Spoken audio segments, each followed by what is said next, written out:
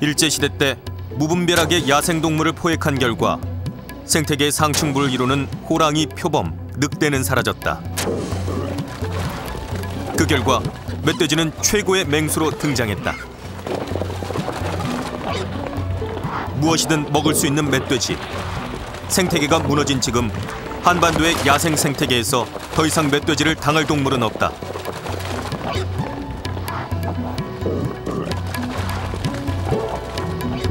더구나 멧돼지는 한 배에 10마리 이상을 낳을 수 있는 다산의 대표적인 동물.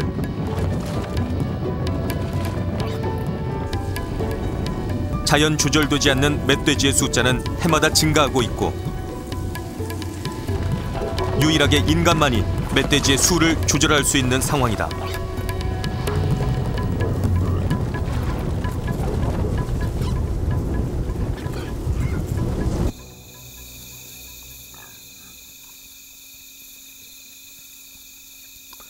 멧돼지의 일반적인 생태 습성은 어떤 것일까?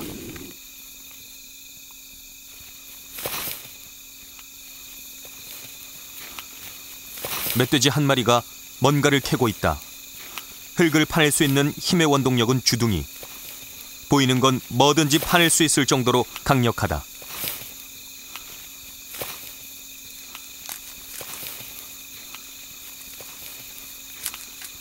멧돼지는 뿌리를 캐내는 데 성공했다. 바로 칡뿌리다.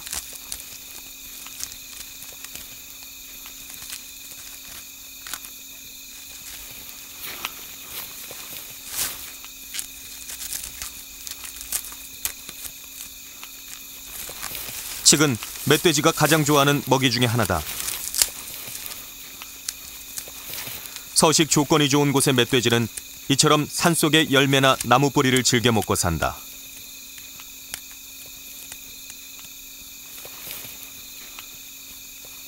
위쪽으로 이동해 다시 먹이를 찾는 멧돼지. 멧돼지가 하룻밤 헤집으면 그 주변은 불도저가 민듯이 파헤쳐진다.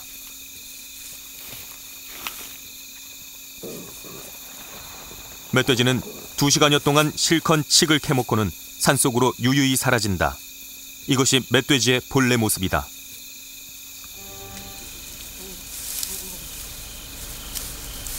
밤이 이슥한 시각, 산에서 들려오는 동물의 발자국 소리.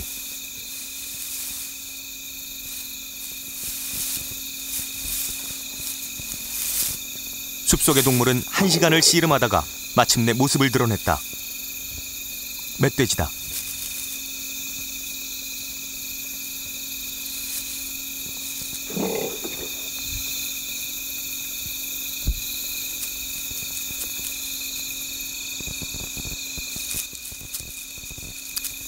제작진의 기척을 알아채지 못한 것일까?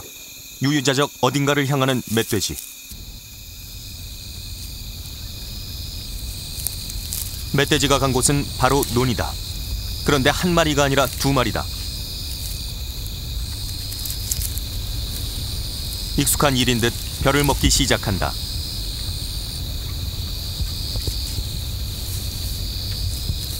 멧돼지 한 마리가 하루 먹는 양은 약 10kg. 멧돼지는 닥치는 대로 벼를 훑어먹는다. 멧돼지 입장에서도 가을엔 충분히 먹어두어야 한다. 그런 의미에서 노는 영양분을 보충하기에 제격이다.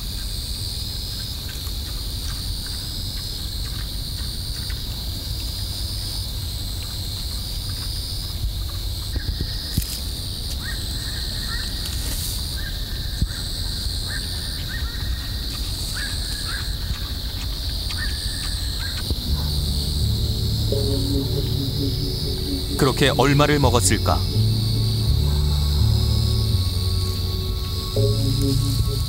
벼로 배를 채운 멧돼지는 제 안방인 듯 바닥에 앉아 잠까지 청한다.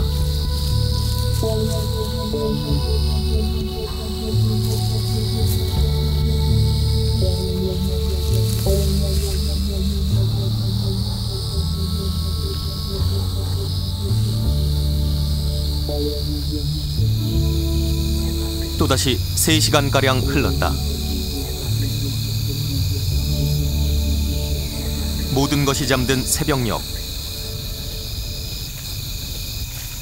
멧돼지는 자리에서 일어나 논을 빠져나간다. 배불리 먹고 잠까지 잔 멧돼지. 멧돼지에게 이보다 더 좋을 순 없을 것이다.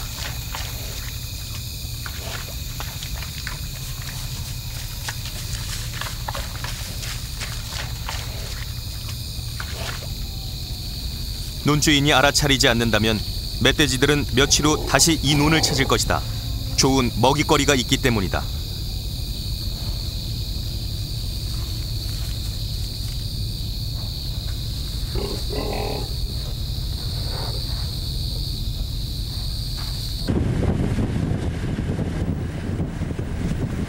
멧돼지의 피해가 늘어나자 바빠진 건 농민이다. 멧돼지 피해가 특히 심한 경남 진주의 한 마을. 밤이 되었건만 농민들은 논을 떠나지 못하고 있다.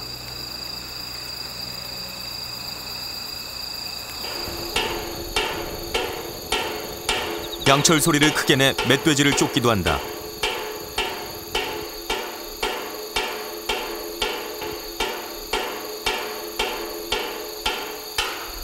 온 식구들이 하우스를 만들어 기거하며 밤새 논을 지키고 있다. 농민들은 이래저래 불철주야 논을 떠나지 못하고 있다.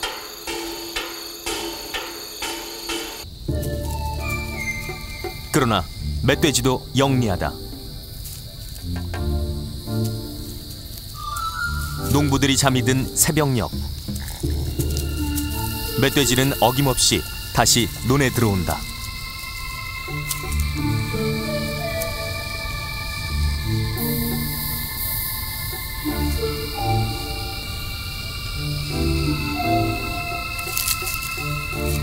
후각이 발달한 멧돼지는 사람이 있는지 없는지 용케 안다.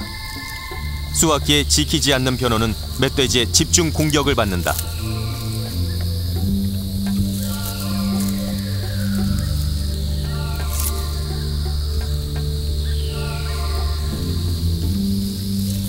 실컷 배를 채운 다음에야 숲속으로 들어간다. 쫓고 쫓기는 농민들과 멧돼지의 시속 게임. 언제 끝날 것인가?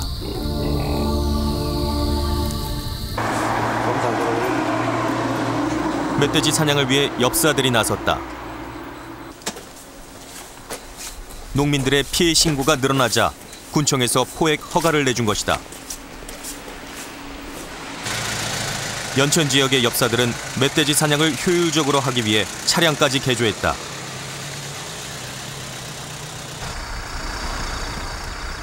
멧돼지 사냥을 위해선 불빛을 이용해 멧돼지를 찾는 일이 급선무다.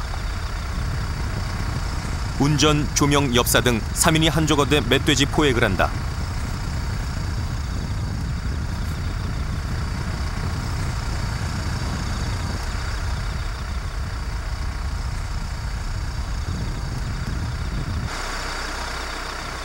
멧돼지는 특히 불빛에 민감하다.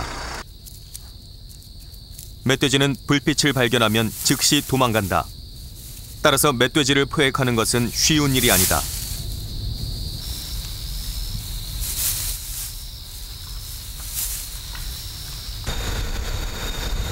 멧돼지를 찾기 위해서는 밤새 돌아다녀야 한다.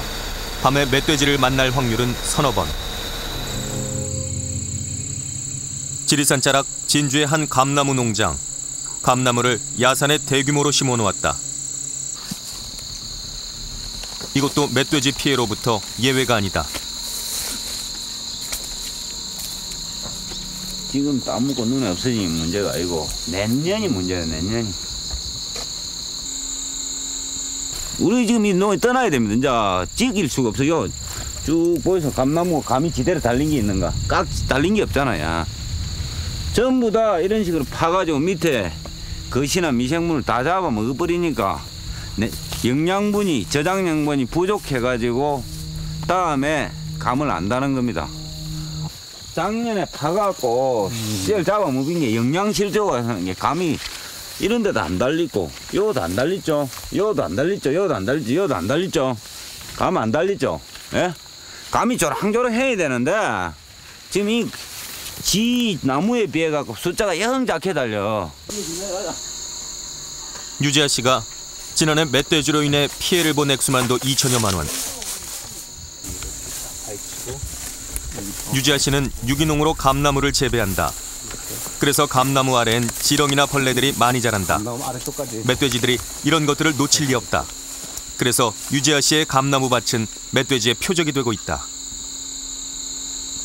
근본적인 대책은 개체수를 줄이는 수밖에 없습니다. 수단과 방법을 안 가리고. 나는 요 자력구제 하거든요.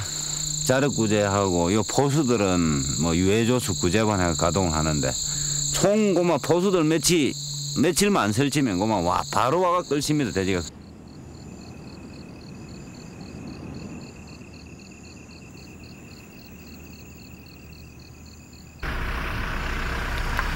유지아 씨는 총을 가지고 멧돼지를 직접 구제하기로 마음먹었다. 진주 수렵협회 회원들과 멧돼지를 찾아 나섰다. 이렇게 밤새 지키는 것만으로도 멧돼지 피해를 줄일 수 있기 때문이다.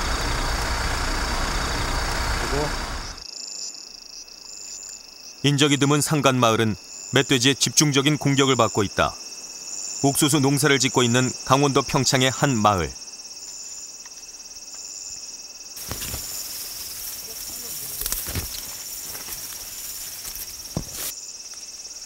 밤새 옥수수 밭은 쑥대밭으로 변해버렸다.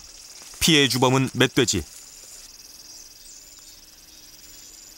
줄을 하면은 총기를 원래 일몰에 사람만 내려가면 바로 따라 내려온다고 산에서. 그럼 우리 사람 여기 나 일하고 내려가면은 바로 와서 먹고 지키려고 올라오면은 올라가는 거예요. 한 번 먹고. 근데 아직 돼지 얼굴을 한번 보질 못했어요. 여기서. 먹긴 이렇게 먹어도 돼지를 보질 못했다고. 늦게 오고 일찍 내려가니까. 뭐 한 10마리 정도만. 곧 수확을 앞둔 시점이라 전재열 씨는 더욱 분통이 터진다. 멧돼지가 한 번 들어오면 밭 전체를 못 쓰게 만든다. 이런 건 어제 먹었단 말이에요. 이렇게 이제 꺾어가지고 다 씹어놓잖아요. 이렇게 따가지고 씹어놓고 다 먹지도 않고 그냥 몇 입 먹고 또 꺾고 또 꺾고. 피해 흔적으로 보아 멧돼지는 한 마리가 아니라 여러 마리가 들어온 것으로 보인다. 문제는 옥수수의 상품성이 떨어진다는 점. 장사꾼들 와가지고 사지 않으면은 저 트랙터 갖다 놨어요. 쳐엎으려고 다. 트랙터 갖다 그냥 쳐엎어버리려고. 이런 걸 뭐 누가 사요 장사가. 이 돼지 다 먹어놓은 걸 누가 사요. 내가 장사를 했는데 이런 거 안 사겠네. 잣수하기 한창인 가평 충령산. 잣은 사람이 잣나무에 올라가서 일일이 따야 한다. 땅에 떨어진 잣송이 또한 사람이 직접 주워 담는다. 어느 것 하나 손길이 닿지 않으면 안 된다. 잣농사는 그만큼 힘든 일이다.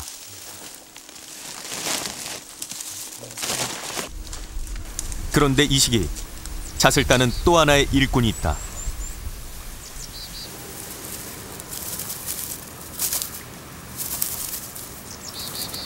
바로 청설모다.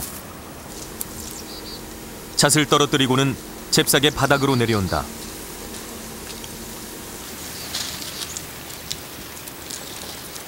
앞니가 발달한 청설모는 노련하게 잣을 깐다. 한 개 까는데 1분도 채 걸리지 않는다.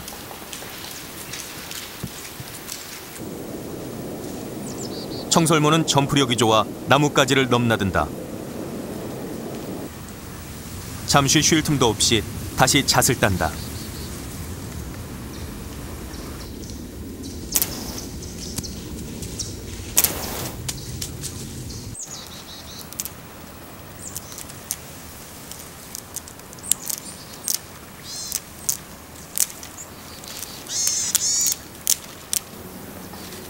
잣주인에게 들키지 않기 위해 주변 경계를 하는 것도 잊지 않는다.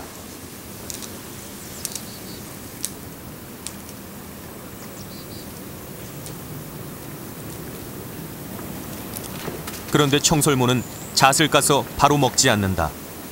잣을 까서 땅속에 묻은 다음 낙엽으로 덮는다. 청설모가 부지런히 잣을 숨기는 데는 이유가 있다. 먹이가 부족한 겨울을 대비해야 하기 때문이다. 잣과 같은 영양가 높은 먹이를 잘 숨겨두어야만 혹한의 긴 겨울을 무사히 날 수 있는 것이다. 청설모의 잣을 숨기는 습성은 자연 상태의 잣나무 분포를 확대하는 데 결정적인 역할을 하기도 한다. 청설모는 잣농장 주인의 원성을 사고 있다.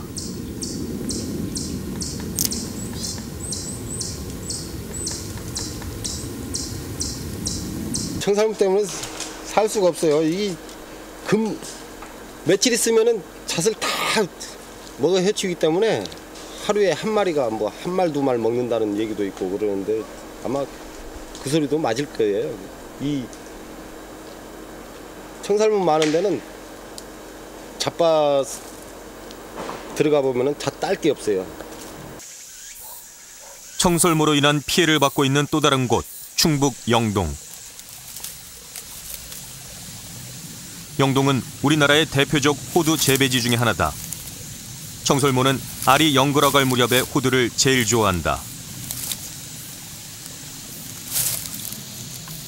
호두알을 손쉽게 소나기 위에 넣은 청설모는 은밀한 곳으로 이동한다.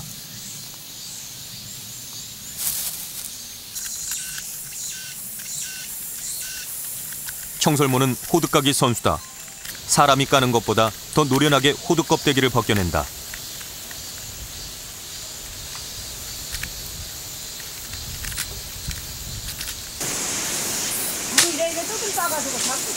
장대로 후려쳐보지만 청설모는 끄떡도 하지 않는다.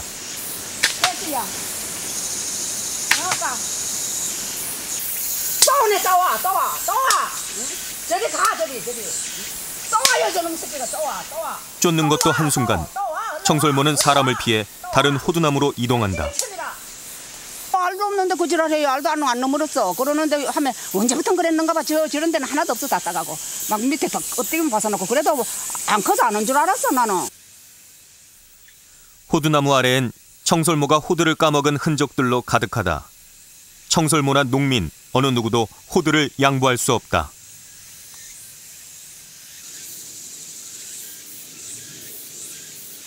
대책을 세워줘야 돼, 이거. 큰 문제라, 이거. 이거 한번 보세요. 이거 보세요. 농민들의 분노는 처절하다. 애써 키운 호두를 청설모로부터 지켜야 하기 때문이다.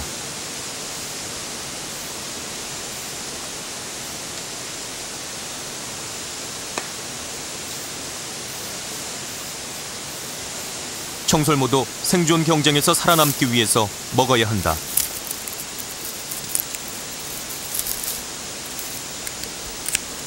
고소한 호두알을 포기할 수는 없다.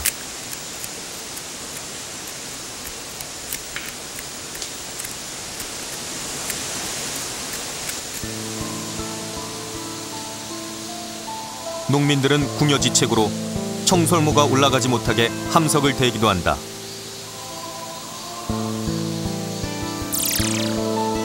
효과는 미지수.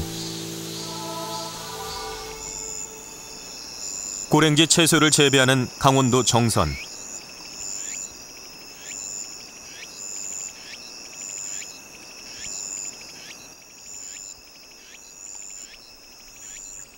몇 년 전부터 채소 농사를 하고 있는 김승필 씨는 또 다른 원인으로 인해 골머리를 앓고 있다.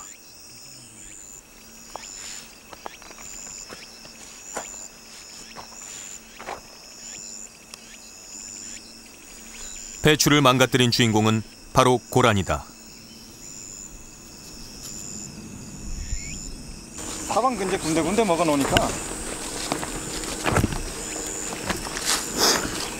이런 것도 보면은 이제 뽑아가지고 먹지를 않고 옆에다 내두니까 다 말라 죽은 거고, 일부분에 와서 먹으면 괜찮은데 이것저것 다니면서 이제 군데군데 자꾸 이렇게 먹으니까 그래서 이제 그 상품성이 완전히 떨어지는 거죠. 그래 외지 이제 그 상인들이 와도 그런 부분에 대해서 이제 좀 트집도 많이 잡고. 인근의 또 다른 배추밭. 배추 없는데요. 이곳은 밭이 듬성듬성할 정도로 피해를 심하게 입었다. 어린 배추를 고라니가 뽑아버렸기 때문이다.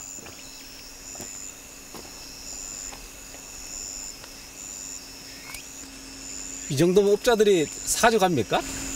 안 사죠 뭐 이 정도. 그럼 어떻게 해요? 키워나 보는 거죠, 심어놨어. 내가 장사를 누가 이거 사겠어요. 싹싹 뽑아제켜 놓은 자리가 싹. 고랭지 채소는 상품성이 최우선이다. 뽑은 자리 분양이. 지근식 씨의 경우처럼 배추의 질이 떨어지면 제값을 받지 못한다. 그래서 고라니는 더욱 원성을 사는 것이다. 고라니는 실제로 채소밭 피해를 어느 정도나 입히는 것일까? 고라니가 배추밭으로 들어오는 시기는 크게 2번. 배추를 막 심었을 때와 배추의 속이 찼을 때다.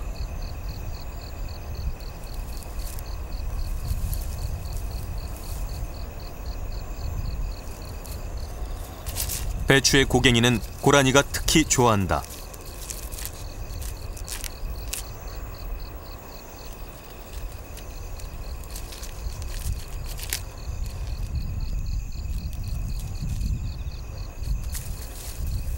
이 배추밭엔 2마리나 들어왔다.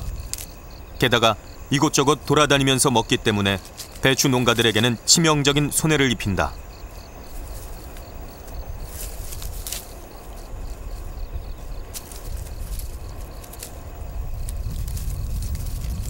한 번 오기 시작하면 매일 저녁 들어온다.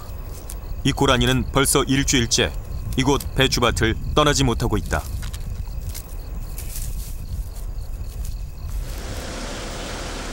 밤 9시만 되면 조를 짜서 출동을 한다. 무나 배추 등 채소가 있는 곳은 모두 불을 비춰본다.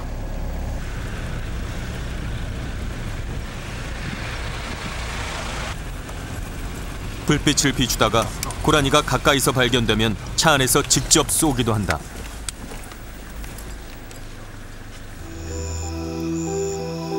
매년 많은 수의 고라니를 포획해도 고라니의 수는 줄지 않고 있다. 또한 고라니가 농작물에 들어오는 것도 멈추지 않고 있다.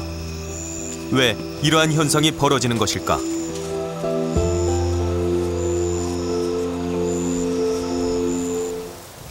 평지에서 살아가는 데 익숙한 고라니가 어느 날 갑자기 높은 산에 올라가서 살 수는 없다. 먹이가 많은 농지 주변은 고라니가 살아가는 터전이라 할 수 있다.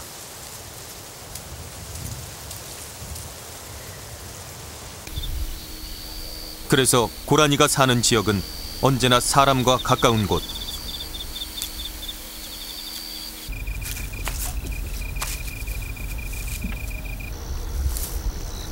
실제로 고라니가 좋아하는 먹이도 콩과 식물. 고라니가 콩밭을 지나칠 리 없다.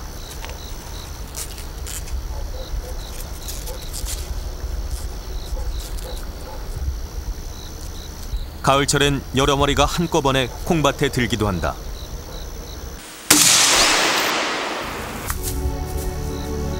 야생동물은 먹이에 대해 집착이 강하다. 생존을 위해서는 어쩔 수 없는 노릇이다. 고라니 입장에서도 위험을 무릅쓰고 계속해서 농작물에 침입하는 것이다.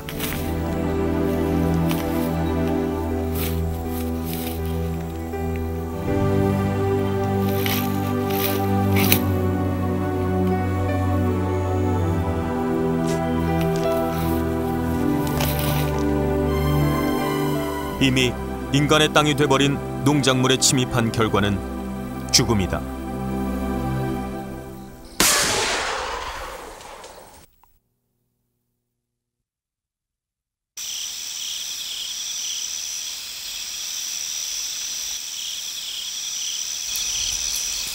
벼도 고라니가 좋아하는 먹이.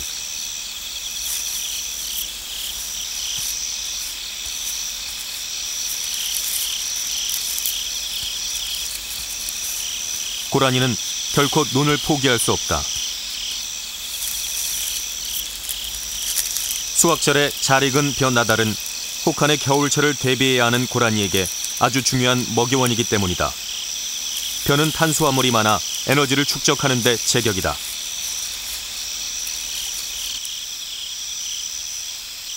가을철 고라니에게 논은 최고의 먹이터이자 쉼터다.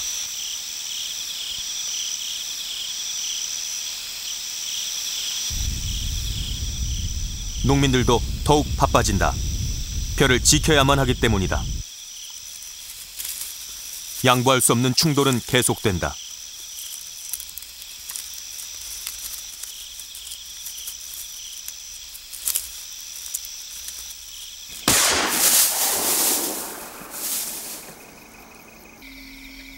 농민 입장에서는 한 마리의 고라니라도 그냥 둘 수 없다. 살아남은 고라니는 한 톨의 벼라도 더 먹어야 한다. 그래야만 거친 야생 속에서 생존할 수 있기 때문이다.